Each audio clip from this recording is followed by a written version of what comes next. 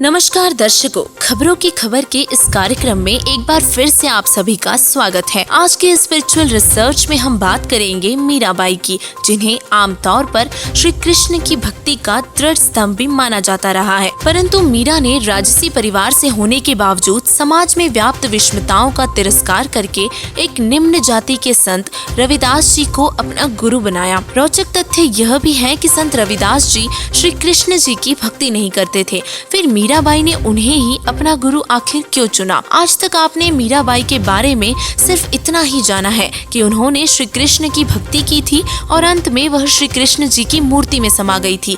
लेकिन आज के स्पिरिचुअल रिसर्च में हम इन्हीं तथ्यों का विश्लेषण करेंगे। मीराबाई का जन्म एक राजपूत जाति में हुआ था और मीरा बचपन से ही धार्मिक विचार वाली थी और मंदिर में जाकर श्री कृष्ण जी की भक्ति करती थी। फिर मीराबाई का विवाह राजा से हो गया। राजा भी धार्मिक विचार वाले थे, तो उन्होंने मीराबाई को कभी भी मंदिर जाने से नहीं रोका, अपितु लोक चर्चा से बचने के लिए मीरा के साथ 3-4 नौकरानी भेजने लगे। कुछ वर्ष पश्चात मीरा के पति की मृत्यु हो गई और देवर राजगद्दी पर बैठ गया। उसने कुल के लोगों के कहने पर मीरा को मंदिर में जाने से मना किया, परंतु मीराबाई नहीं मानी, जिस कारण से राजा ने मीरा को मारने का षड्यंत्र रचा। राजा ने एक सपेरे वाले से कहा कि ऐसा सर्प लाकर दे कि डिब्बे को खोलते ही खोलने वाले को डंक मारे और व्यक्ति मर जाए। ऐसा ही किया गया। राजा ने अपने बेटे का जन्मदिन मनाया, जिसमें रिश्तेदार व अन्य गणमान्य व्यक्तियों को आमंत्रित किया गया।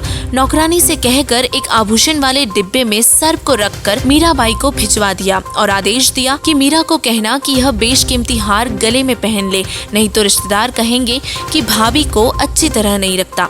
मीरा के लिए तो वह हार मिट्टी के बराबर था, लेकिन मीरा ने सोचा कि यदि मैं हार नहीं पहनूंगी तो व्यर्थ का झगड़ा होगा। यह सोचकर नौकरानी के सामने ही उस डिब्बे को खोला और उसमें से हीरे मोतियों का बना हुआ वास्तविक हार निकला। राजा का उद्देश्य था कि आज सर्प डंक से मीरा की मृत्यु हो जाएगी तो सबको विश्वास हो जाएगा कि राजा का कोई हाथ नहीं है, लेकिन राजा की यह योजना विफल रही। फिर राजा ने सोचा कि अब की बार मीरा को विष मैं पिलाऊंगा, अपने सामने, नहीं पिएगी तो सिर काट दूंगा, और एक सपेरे से कहा कि ऐसा भयंकर विष ला दे कि जिसे जीभ पर रखते ही व्यक्ति मर जाए।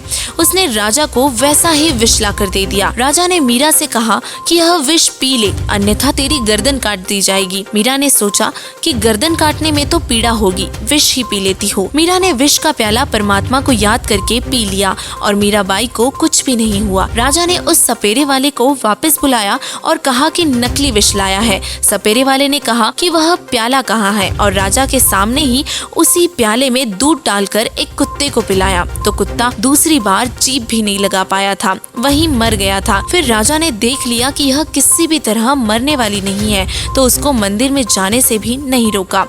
जिन श्री कृष्ण जी के मंदिर में मीराबाई पूजा करने जाती थी, उसी मार्ग में एक छोटा सा बगीचा था और उसी बगीचे में परमेश्वर कबीर जी तथा संत रविदास जी सत्संग कर रहे थे। मीराबाई ने देखा कि यहाँ पर परमात्मा की चर्चा या कथा चल रही है। कुछ देर सुनकर चलते हैं। परमेश्वर कबीर जी ने संक्षिप्त में सृष्टि रचना का ज्ञान सुनाया और कहा कि श्री कृष्ण जी यानी कि श्री विष्णु जी से भी ऊपर अन्य सर्वशक्तिमान परमात्मा है।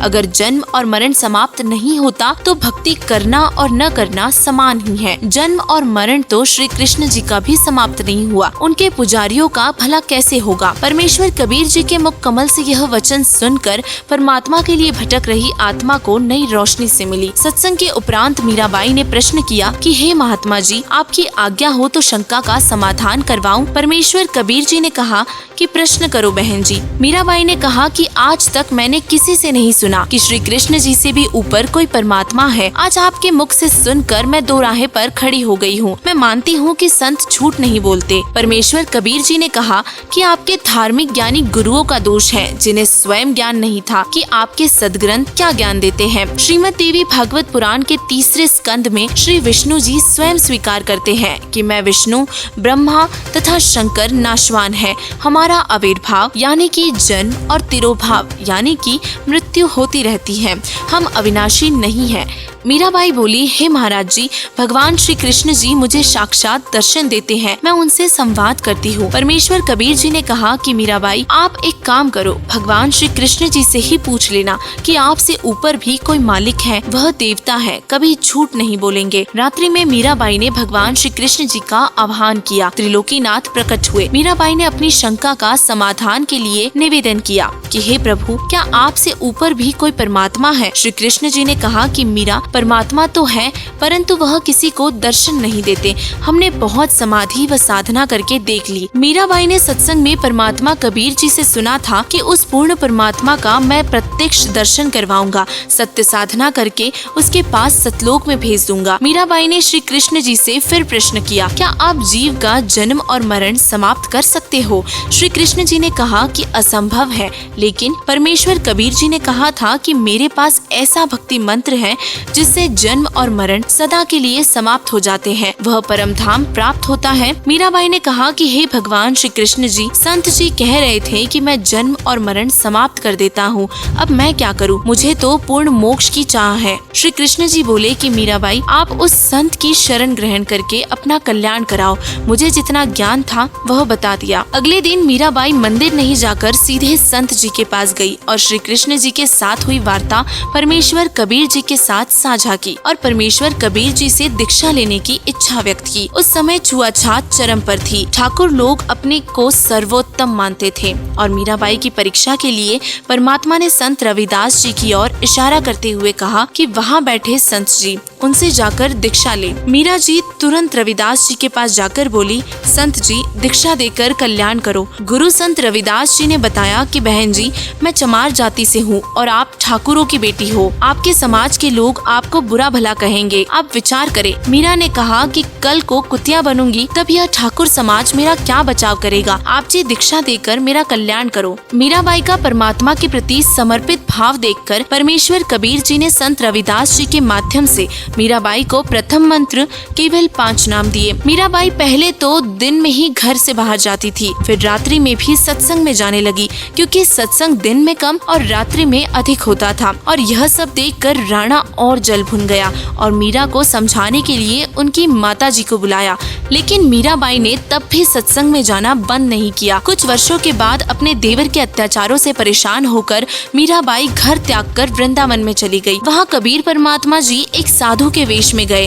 ज्ञान चर्चा हुई, तब मीराबाई को ज्ञान हुआ कि अभी आगे की पढ़ाई शेष है, यानी कि केवल प्रथम मंत्र के जाप से मोक्ष नहीं होगा। कबीर परमात्मा ने मीराबाई को सतनाम की दीक्षा दी और मीराबाई को वही रूप दिखाया जिस रूप में संत रविदास जी के साथ सत्संग में मिले थे। मीराबाई जब घर त्याग कर चली गई तो उस क्षेत्र में अकाल मृत्यु, काल की मार शुरू हो गई। ज्योतिषियों ने बताया कि आपकी नगरी से संत रुष्ट होकर गया है, जिस कारण से यह उपद्रव हो रहा है। समाधान बताया कि संत जीवित मिल जाए तो वापस मनाकर प्रसन्न करके लाया जाए तो आशीर्वाद देकर सब ठीक कर सकता है। राणा को पता चला कि मीरा संत थी। मीरा को लाने के लिए मीरा के 2 सिपाही, जो कि मीरा के साथ छाया की तरह रहते थे, दोनों मीराबाई की खोज में निकले।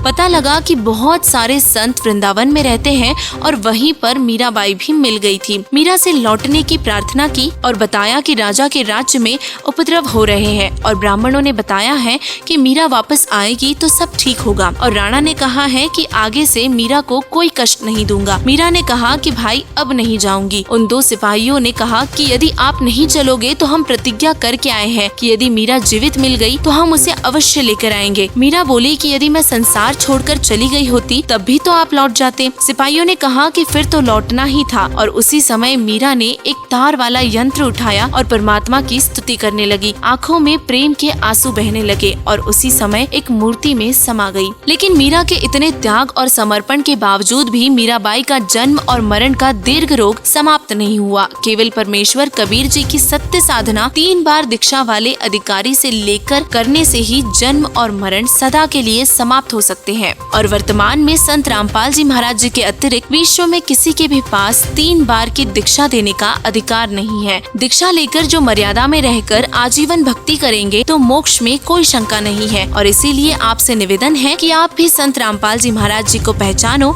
और उनके द्वारा बताई गई भक्ति साधना करके अपना मोक्ष करवाओ। धन्यवाद।